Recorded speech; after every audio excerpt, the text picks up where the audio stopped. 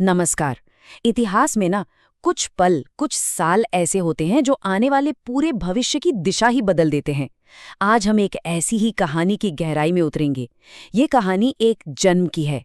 एक ऐसे जन्म की जो सिर्फ एक परिवार की खुशी का मौका नहीं था, बल्कि एक नए आध्यात्मिक युग की शुरुआत थी। तो सवाल ये उठता है कि आखिर सन 1926 में ऐसा क्या खास था? क्यों हम इस एक साल की बात कर रहे हैं? देखिए, ये सिर्फ एक तारीख नहीं है, ये एक रहस्य का दरवाजा है।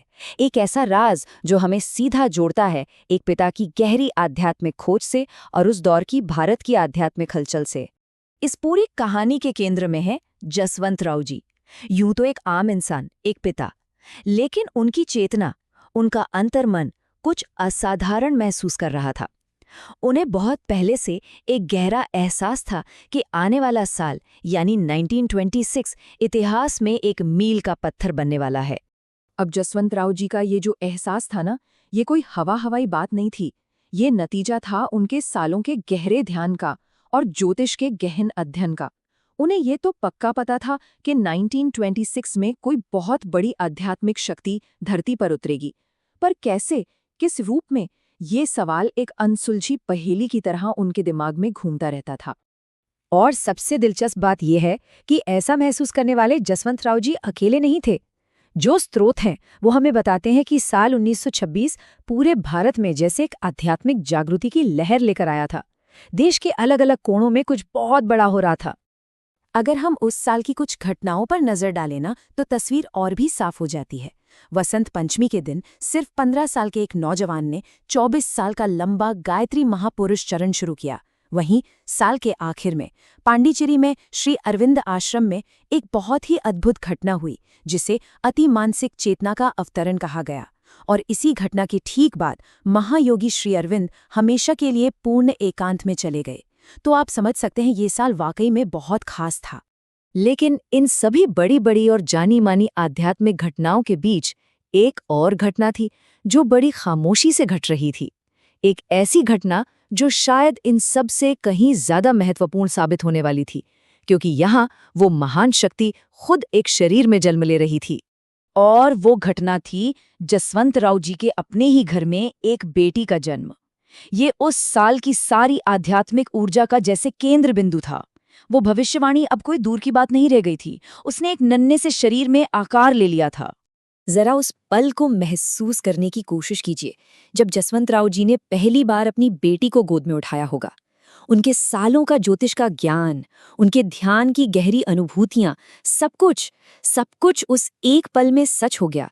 ग्रहों की चाल, जन्म का नक्षत्र, हर चीज वही कह रही थी जो उनकी आत्मा ने बहुत पहले ही जान लिया था। अब पहेली सुलझ चुकी थी। स्रोत तो यहाँ तक बताते हैं कि उस जन्म के साथ ही जैसे पूरी प्रकृति जश्न मना रही थी। हवा में एक अजीब सी शांति, एक ठंडक और एक मीठी सी खुशबू घुल गई थी। ऐसा लगा मानो धरती का वो छोटा सा कोना, वो घर, एक पवित्र तीर्थ स्थान बन गया हो। लेकिन रुकिए, कहानी यहीं खत्म नहीं होती।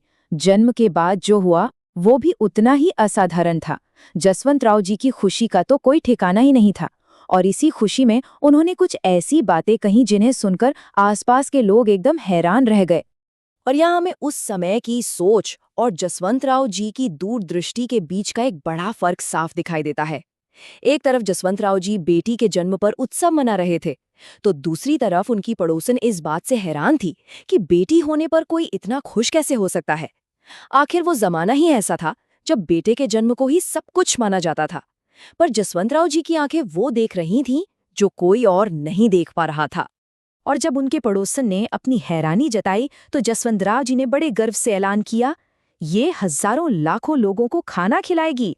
ये तो सबकी किस्मत बनाने वाली भगवती है। ये शब्द उस वक्त शायद किसी की समझ में नहीं आए, पर यह सिर्फ एक पिता के जज्बात नहीं थे, ये एक भविष्य दृष्टा की भविष्यवाणी थी। तो ये भगवती नाम का मतलब क्या है? देखिए, ये सिर्फ एक नाम नहीं है। इसका अर्थ है वो जिसमें सारे भग हों, मतलब सौभाग्य, ऐश्वर्य, दिव्यता और शक्ति का संगम। और उसी एक पल में उस नवजात बच्ची को उसका नाम भी मिल गया और उसका जीवन लक्ष्य भी। अच्छा, एक पिता की इस दिव्य दृष्टि को क्या परिवार का साथ मिला? कहानी का सिरा अब माँ की ओर मुड़ता है, और स्रोत हमें ये बताते हैं कि माँ को किसी सबूत या तर्क की जरूरत ही नहीं पड़ी। उन्होंने अपनी बेटी की दिव्यता को अपनी ममता से ही पहचान लिया। कहते हैं जैसे ही माँ ने पहली बार अपनी बेटी की आंखों में देखा, उनके मुंह से बस यही निकला, आहा कितनी सुंदर आंखें हैं, जैसे साक्षात देवी माँ की आंखें हो। उन्होंने उन आंखों में एक ऐसी कशिश, एक ऐसी दिव्यता महसूस की जो इस दुनिया की थी ही नहीं। और बस इस तरह पिता के ज्ञान को माँ के दिल की गवाही मिल गई। और बस यहीं से शुरू हुआ उस बच्ची का असाधारण बचपन, पिता की दिव्य दृष्टि और माँ के अटूट प्यार की छाँव में, एक ऐसे परिवार में जिसने उसे सिर्फ एक बेटी नहीं बल्कि एक दिव्य शक्ति के रूप में अपनाया। और यही स्वीकृति उसके आने वाले महान जीवन की नींव बनी। तो एक पिता की भविष्यवाणी, एक खास साल में हो रही आध्यात्मिक घटनाएं और एक बच्ची का जन्म, ये पूरी कहानी हमें एक बहुत बड़े सवाल के सामने लाके खड़ा कर देती है। क्या ये सिर्फ एक परिवार के गहरे विश्वास की कहानी है, या फिर सच में एक नई चेतना का धरती पर आगमन था? इसका जवाब शायद इतिहास के पन्नों में और उस बच्ची के आने वाले जीवन में छिपा है।